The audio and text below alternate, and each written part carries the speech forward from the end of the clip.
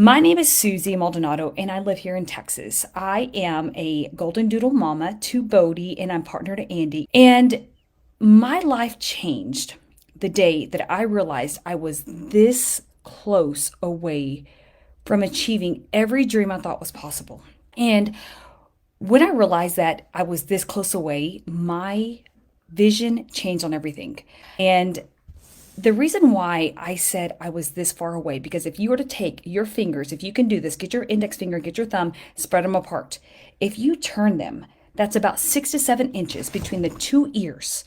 And so just realize that a lot of times our belief system is the driver behind everything we do.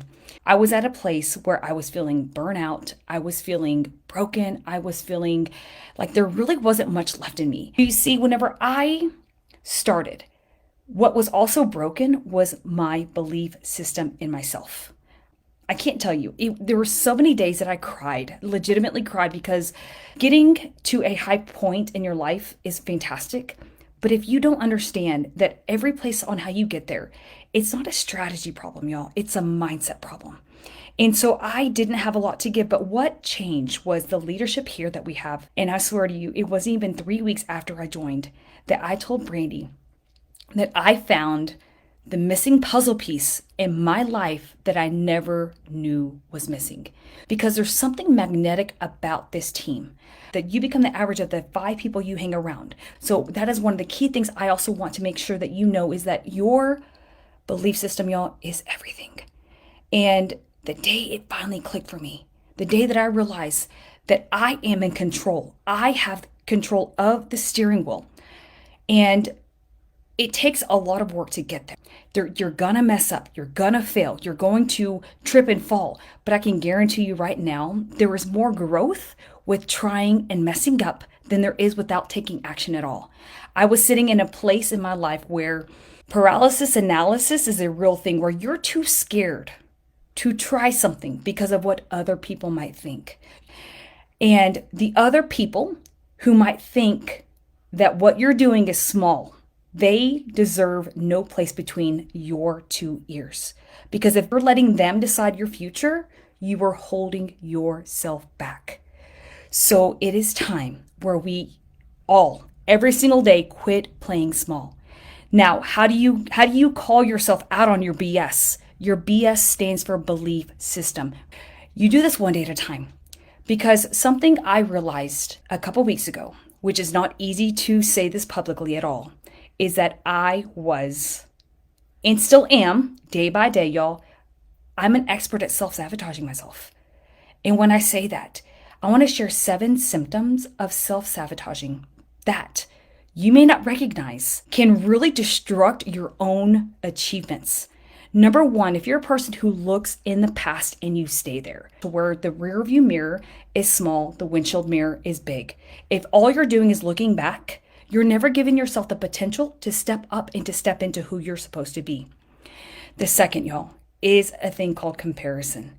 If you are comparing your journey to someone else's, you are self-sabotaging yourself, because the only thing you can control is you. If you're focusing on things that you don't have or a lack of, that also is a symptom of self-sabotage.